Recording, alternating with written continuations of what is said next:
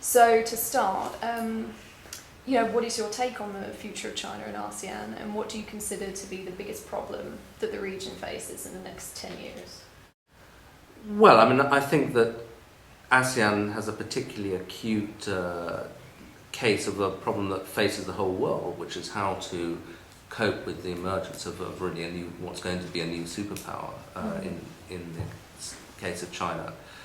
I think in many ways the relationship's been beneficial to ASEAN in recent years economically. I mean, if you look at how, say, the developed world is doing, Europe, the US, and this part of the world is doing well economically relatively, and some of that's got to be because of the positive effect of very strong growth in China, which pulls everybody along. But I think that there are sort of geopolitical questions which obviously arise as China becomes more and more powerful. There are these territorial disputes in the South China Sea between China and several of its neighbours. And it will be tempting for China, as it becomes more powerful, to be more assertive over those. In fact, arguably that's already happening. And then the question is, does ASEAN as a bloc, is it able to respond to that, to push back, or is it going to succumb to some form of divide and rule from China? And also I think there's now a kind of bifurcation between a lot of the ASEAN countries' economic interests and their strategic relationship with the US, because most of these countries now, their major trading relationship is with China. But traditionally Singapore, particularly Singapore, but also most of the countries are within the kind of Western camp and look to the US for strategic protection. Now, how long is that going to be sustainable? It may be that they can avoid having to make a choice between those two kinds of relationships for a while, but one sort of thinks that naturally at a certain stage the kind of economic power of China will force some sort of choice about whether they want to cleave closer to China in diplomatic and military terms. Do you know much about the relationship between Burma and China? It's one that's particularly difficult for the West because, we, the US and Europe, have obviously factored human rights more into the relationship with Burma, and that's made it harder to develop a relationship with what used to be known as the SLORC, I think is now known just as the military junta there. And yet there's a concern that then just pushes Myanmar into the hands of China. And it's a very resource-rich country. It's a strategically placed country, and I think it's not just a competition between China and the West, but also increasingly between China and India over this relation, this country that lies between them. And I think that some in the kind of human rights community in the West has been disappointed in the Indians, who they regard as fellow democracy, for taking a fairly pragmatic view of Myanmar. But I think for the Indians, they too are scared of pushing Burma, Myanmar into the hands of China, and therefore have slightly downplayed the whole human rights aspect. Does the fact that ASEAN has such varying stages of economic development, in your eyes, undermine their kind of negotiating power or their voice speaking towards China? I think, there are numbers of things that probably undermine their voice. I mean, there is that different stages of development. You could say, well, what really does Singapore and Cambodia have in common other than being quite close to each other? I think there are also deep political differences. One of the costs of expanding ASEAN to include Myanmar and Vietnam is that you have an even broader range of political systems, from outright dictatorship, frankly, to more or less democracies, democracy in the case of Indonesia, and finding a common set of values that they can promote is difficult. So that if you contrast it with the European Union, you can't join the EU until you've signed up to a bunch of political criteria, until you're a democracy, you have the rule of law, etc. And the EU itself finds it hard enough to speak with one voice, but nonetheless they can, I think, legitimately claim to speak, have a common set of values they endorse. That's not clear with ASEAN. So really, there is a risk that they end up just as a kind of regional grouping with very widely different economic interests and different political approaches to the world. Now, there are common interests simply from being in the same region, there's no doubt about that. And I think the whole ASEAN way of trying to promote cooperation between very different systems, which originated in the Cold War, well, there's something to be said for that. It's just simply a place for dialogue and so on. But there are limits to it as well. Given those differences that you just mentioned, do you think that we would be able to see a more integrated ASEAN as they're planning to have anytime in the near future? And do you think that trying to have a more integrated ASEAN will have more negative impacts or positive impacts? Well, I think it's a worthy goal. It's difficult to argue against deeper trade links, ease of travel, all the kinds of cooperation that can make the lives of ordinary people easier and also reduce the risk of conflict. That's all fine.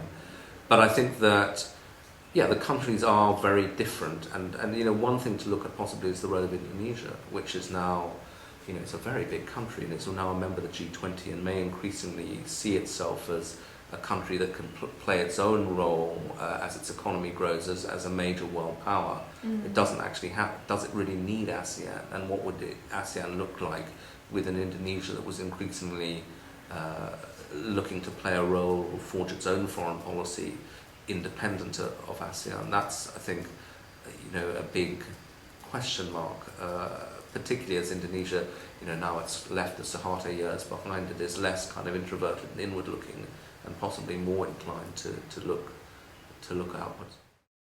What kind of impact do you think a more integrated ASEAN will have on inequalities in the regions? I think one analogy that might be interesting is Europe, where one of the ways that there's been catch-up that I don't think is available in ASEAN is free movement of people. So that when Poland joined the European Union, something like 1 million Poles moved to Britain. I mean, it was an extraordinary movement of people. Not all of them permanently, most of them in fact went back, but there's a lot of churn, so I think even now they're like 600,000.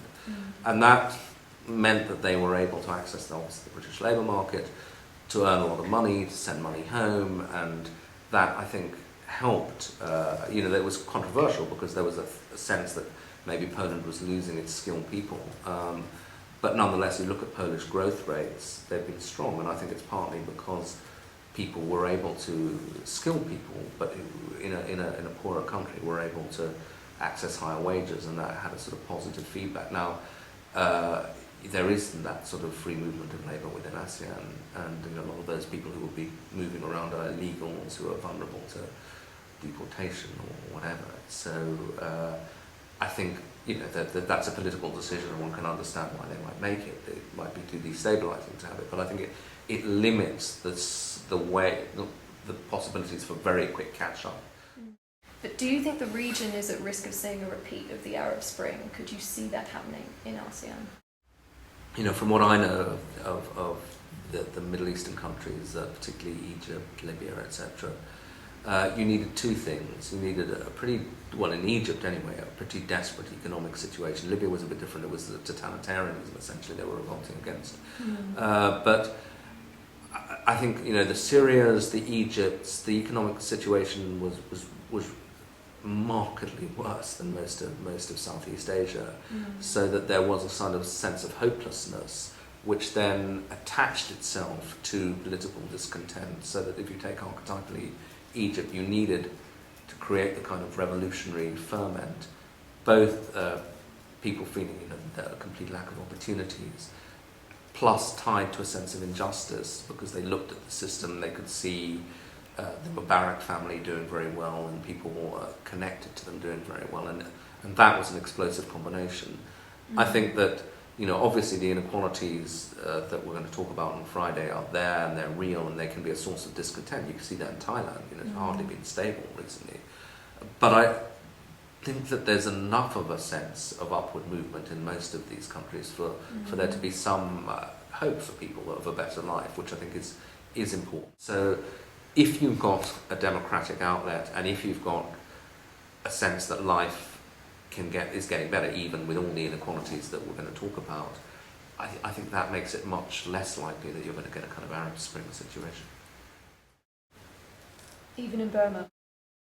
Well, Burma is actually the opposite problem. I mean, which is that I think the one thing you're seeing in the Arab Spring is that unfortunately, the regimes that hang on are those that are prepared to shoot, and it wasn't bloodless in Egypt. Hundreds of people died, but in the end, the government was not prepared to do a Tiananmen Square and Tahrir Square, and so Mubarak fell rather than do that. In Libya, they were prepared to do that, but there was outside intervention.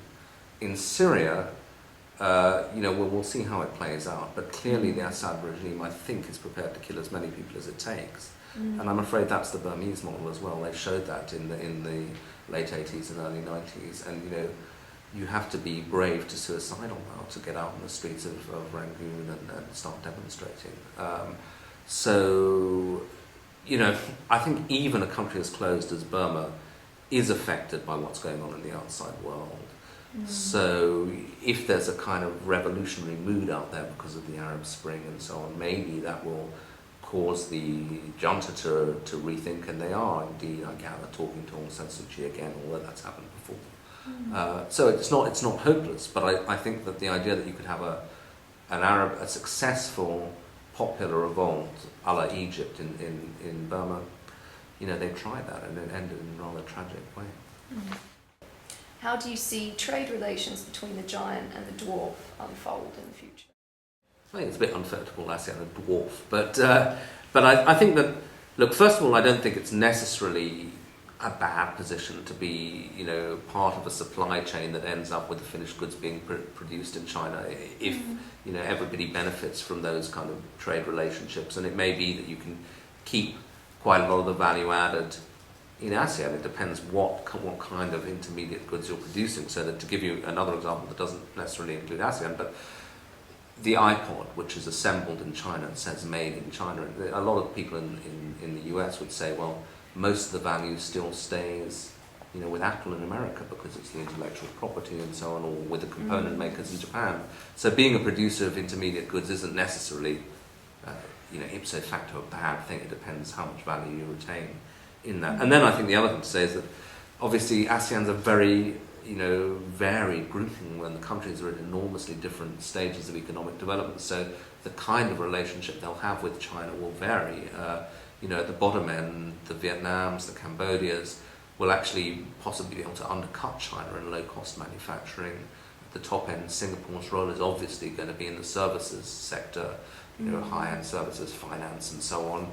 I think possibly it's the mid-range countries, the sort of Thailands, Malaysias, that may have a problem because they can't compete on wages, but they may not have the kind of sophistication to be at the higher skilled end of the supply chain. Do you think that there's necessarily a trade-off between rate of growth and whether that growth is equitable? Have you seen any cases that prove the argument or that indicate otherwise? Look, I don't think it's a debate that you can ever settle definitively because it always sort of varies a little bit from country to country. I mean, I'm somebody who believes that first you've got to get the growth and the fast growth. And I mean, I don't want to fully endorse the kind of trickle-down idea that all you need is like 9 to 10% growth and everybody will do fine. I mean, clearly you can have models that are more or less inclusive. But if you have no growth at all or very low growth, that's where your problems start. And China's an interesting case because, there is a problem of inequality and it's now becoming a subject of public controversy. And yet, if you look at the World Bank statistics, there's no country in the world that's done better at lifting people out of poverty than China. And yet, it is true, again, if you talk to Chinese officials, they're actually quite keen to tell you how many of their people are still in poverty because they want to emphasize the fact that in so many ways they're still a developing nation. Could growth have been done in a more inclusive way? Probably. But, nonetheless, the very fast growth has been the sine qua non for lifting people out of poverty. India, again, it's controversial. There are people who say that this has been, entirely a kind of middle-class phenomenon, that, the super rich of Mumbai and the kind of people who can work in high-tech firms and maybe a few levels down are doing well, but there's still massive poverty. In the seminar I took part in here yesterday, an Indian participant said there are still more absolutely poor people in India than the whole of sub-Saharan Africa. which is quite a statistic. And yet, you know, I can't see what alternative as a foundation for getting rid of that there can be other than strong economic growth. It may be that, you know, as yet that hasn't worked its magic, and that there are things that the Indians should do to their model that would be more effective. I mean, some of the things we talked about earlier, putting more money into infrastructure, putting more money into basic education, perhaps also trying to develop mass manufacturing, because that's a big provider of jobs. So the kind of sectors India has excelled in isn't necessarily something that provides work for the unskilled, the relatively unskilled. So I'm sure there are undoubtedly India's got to do a better job on inequality, but I think that the starting point has to be strong economic growth, and then from there you can start tweaking your policies. But if you're going bankrupt or not growing at all, then you don't have much hope, I think. What's your prediction for the financial sector in Southeast Asia 5 to 10 years from now? How are they doing in terms of regulation? I couldn't tell you how specifically they're going to do in Southeast Asia. I mean, I think the global financial industry, of which the Southeast Asian bit is a part, is having to rethink itself, being forced to rethink itself by rather angry governments in the West, which, having regarded the financial sector as a kind of cash cow and just let it get on with it, has suddenly thought, my God, this is an industry that's almost bankrupted us, and that may do so again. We may be about to have another financial crisis in Europe.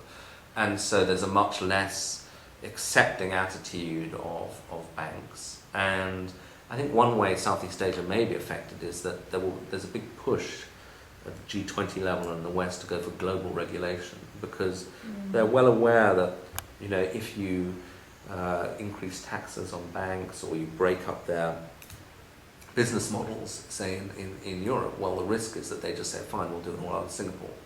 That, you know, if you, for example, you have a Tobin tax on financial transactions, which potentially could raise enormous amounts of revenue, but the risk is that, you know, you just divert the business to Hong Kong or Singapore, that they will do all their exchange rate transactions here, and then you lose the jobs and you don't get the tax revenue, so it's a disaster.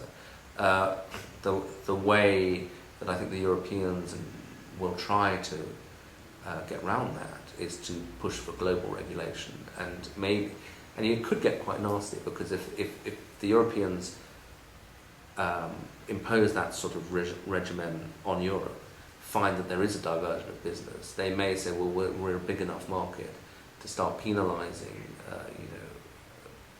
people who are trying to bypass us by doing Euro business outside in Asia, and that could lead to protectionism or something. But I don't want to get ahead of myself. We're still a few stages from that, but you could see how potentially that could crumble. What I think is unlikely is that Europe would go for much deeper regulation and then just passively sit back and watch all the business go to Asia.